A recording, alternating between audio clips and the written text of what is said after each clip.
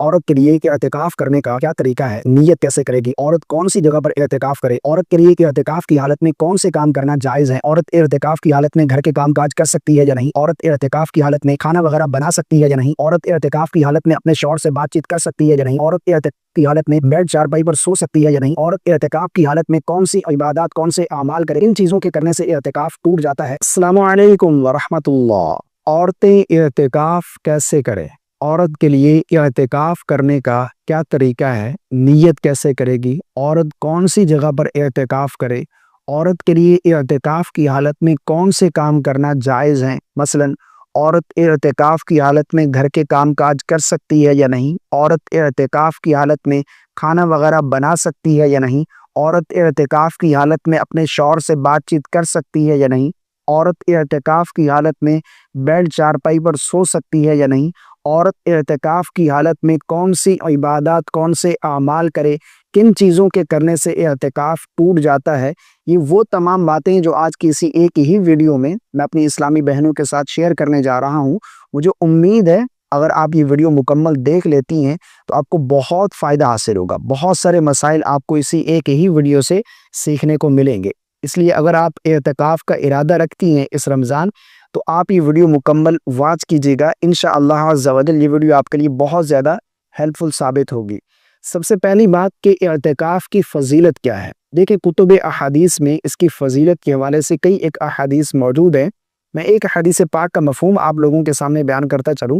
نبی رحمت صلی اللہ علیہ وسلم نے ارشاد فرمایا کہ جس نے رمضان کے آخری عشرے میں سنت اعتکاف کیا، رمضان کے آخری عشرے میں سنت اعتکاف کیا، اسے 2 مقبول حج اور 2 عمرے کا ثواب عطا کیا جاتا ہے۔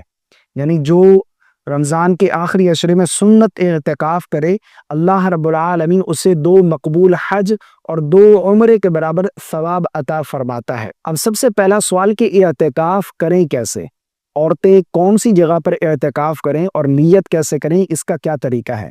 دیکھیں اگر کوئی اسلامی بہن اعتکاف کا ارادہ رکھتی ہے تو اسے چاہیے کہ وہ 20ویں روزے غروب آفتاب سے پہلے یعنی 20ویں روزے افطاری سے پہلے اعتکاف کی نیت سے بیت مسجد میں داخل ہو جائے۔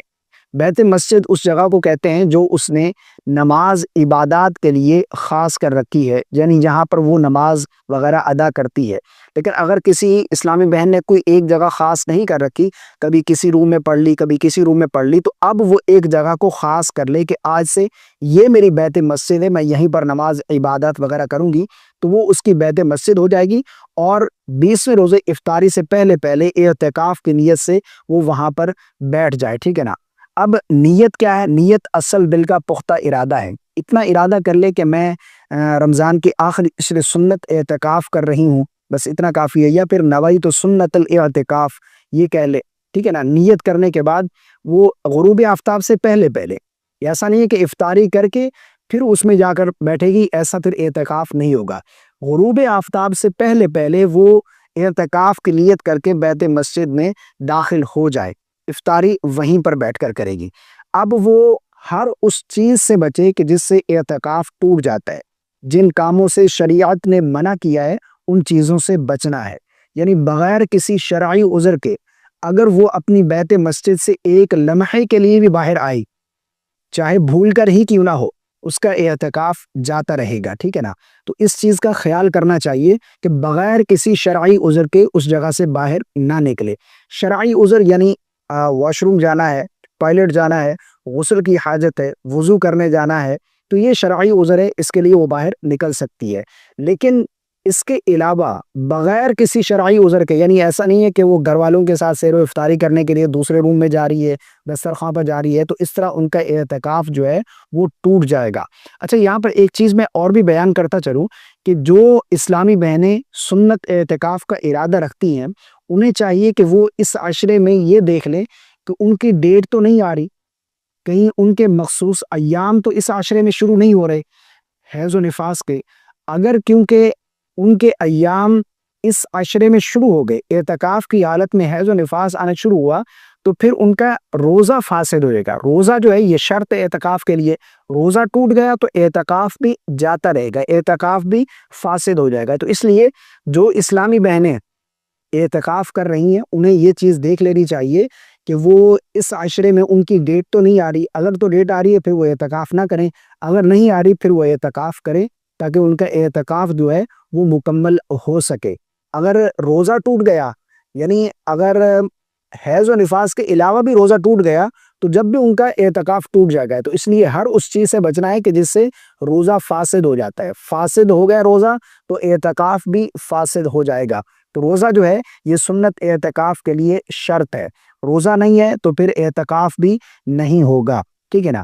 اب یہاں پر ایک چیز اور بھی ہے کہ اعتکاف کی حالت میں عورت گھر کے کام کاج کر سکتی ہے یا نہیں۔ بہت ساری خواتین یہ سوال کرتی ہیں کہ گھر میں کوئی کام کرنے والا نہیں ہے، وہ ہم گھر کے کام کاج جھاڑو پوچھا وغیرہ گھر کو سمیٹنا یہ کام وغیرہ کر سکتی ہیں یا نہیں؟ تو بالکل نہیں کر سکتی۔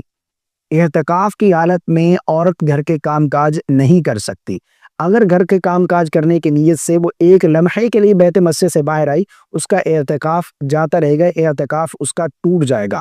ہاں ایک چیز ہے، اگر کوئی دوسرا کھانا بنا کر اسے دینے والا نہیں ہے، یعنی ایک اسلامی بہن ہے وہ یہ سوال کرتی ہے کہ مجھے کوئی کھانا بنا کر دینے والا نہیں ہے، میں خود کا کھانا خود بنا سکتی ہوں، اپنے لیے کھانا سحر و افطاری خود بنا سکتی ہوں، تو اس صورت میں اجازت ہے۔ پہلے تو وہ کسی کی ڈیوٹی لگائے کہ وہ اسے کھانا وغیرہ پرووائڈ کرے ان 10 دنوں میں، لیکن اگر کوئی نہیں ہے، کوئی مجبوری ہے، تو وہ اپنے لیے کھانا بنانے کے لیے کچن میں جا سکتی ہے، اپنے لیے کھانا بنانے کے لیے، کیونکہ یہ مجبوری ہے، روزہ رکھنا یہ شرط ہے اور کھانے کے بغیر گزارا نہیں ہے، تو اپنے لیے کھانا بنانے کے لیے وہ باہر نکل سکتی ہے، وہ اپنا کھانا بنائے اور وہاں سے کھانا لے کر مسجد بیت میں داخل ہو جائے اور وہاں پر جا کر وہ کھائے، ٹھیک ہے نا۔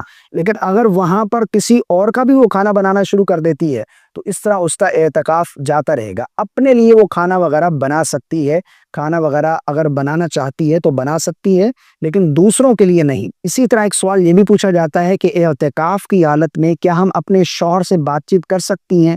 ہمارا شوہر ہم سے آ کر بات کرے، اس سے ہمارا اعتکاف تو نہیں ٹوٹے گا؟ بالکل نہیں ٹوٹے گا۔ اعتکاف کی حالت میں شوہر بیوی سے بات کر سکتا ہے، بیوی بھی شوہر سے بات چیت کر سکتی ہے، چاہے وہ فون پر ہی کیوں نہ ہو۔ جس طرح بعض اسلامی بہنیں بتاتی ہیں کہ میرا شوہر آؤٹ آف کنٹری ہے، میں اسے فون پر بات چیت کر سکتی ہوں، بالکل کر سکتی ہے۔ ضرورت کی بات آپ کریں، فضول باتیں یعنی گھنٹوں آپ فون پر لگی ہوئی ہیں تو اس سے جو روحانیت ہے اعتکاف کا جو مقصد ہے وہ ختم ہو جاتا ہے۔ مقصد ہے ان 10 دنوں میں دنیا سے کٹ جانا اور اللہ کی چوکھٹ پر اپنا ماتھا ٹیک کر اللہ کے سامنے گڑ گڑا کر اپنے گناہوں کی بخشش طلب کرنا تھا۔ یا اللہ میرے گناہوں کو بخش دے، میں جب تک گناہوں کی بخشش نہیں لوں گا میں یہاں سے اٹھوں گا نہیں۔ اپنے لیے جنت حاصل کریں، ٹھیک ہے نا۔ زیادہ سے زیادہ وقت اور عبادات میں گزاریں، قرآن مجید کی تلاوت میں، نوافل میں، درود پاک پڑھتے ہوئے، کلمہ شریف کا ورد کرتے ہوئے، یعنی زیادہ وقت آپ کا عبادت میں گزرنا چاہیے، ٹھیک ہے نا۔ فضول باتیں کرنا یہ درست نہیں ہے، اس سے روحانیت ختم ہو جاتی ہے۔ اعتکاف کی ضرورت کی بات کرنا آپ کے لیے بالکل جائز ہے، کر سکتی ہیں۔ اسی طرح ایک سوال یہ بھی پوچھا جاتا ہے کہ اعتکاف کی حالت میں کیا ہم بیڈ پر چارپائی پر سو سکتی ہیں؟ یعنی ہمیں کوئی تکلیف ہے، ہم نیچے نہیں سو سکتی، بیڈ چارپائی لگا کر ہم سو سکتی ہیں؟ بالکل سو سکتی ہیں، لیکن اپنی بیت مسجد میں وہ بیڈ اور چارپائی آپ کی بیت مسجد میں ہونا یہ ضروری ہے۔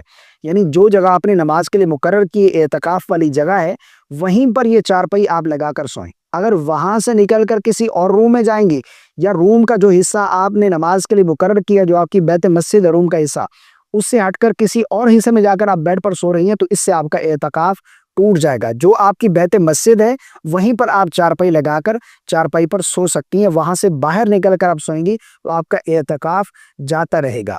یہ چند ایک مسائل تھے۔ اسی طرح بعض خواتین یہ بھی پوچھتی ہیں کہ اعتکاف کی حالت میں کتنا سونا چاہیے؟ جتنا زیادہ سے زیادہ ہو، ہمارا وقت عبادات میں گزرنا چاہیے۔ خاص کر جو طاق راتیں ہیں نا، یہ تو ہمیں جاگ کر گزارنی ہے، کیونکہ ایک مقصد اعتکاف کا آخری عشرے میں لیلۃ القدر کو پانا ہے۔ آخری عشرے کی طاق راتیں یعنی 21 کی رات ہو گئی، 23 کی رات ہوگی، 25 کی رات ہوگی، 27 کی رات ہوگی، 29 کی رات ہوگی، یہ 5 راتیں جو ہیں یہ ہم نے جا کر عبادات میں گزار کر لیلۃ القدر کو پانے کی کوشش کرنی ہے اور دعا کرنی ہے کہ اللہ ہمیں لیلۃ القدر عطا فرمائے۔ مجھے امید ہے آپ کو میری باتیں سمجھ آ گئی ہوں گی۔ اس کے علاوہ بھی اگر آپ کے مائنڈ میں کوئی سوال ہے تو آپ کامنٹ کر دیں، آپ کے سوال کا آپ کو ضرور جواب دوں گا۔ مجھے امید ہے اس ویڈیو سے آپ کو بہت کچھ سیکھنے کو ملا ہوگا۔ اگر کچھ سیکھنے کو ملا ہے تو کامنٹ کر کے ضرور بتائیے گا۔ مجھے اپنی خاص دعاؤں میں یاد رکھیے گا۔ ویڈیو کو شیئر اور لائک کرنا بالکل نہیں بھولیے گا۔ السلام علیکم ورحمۃ اللہ۔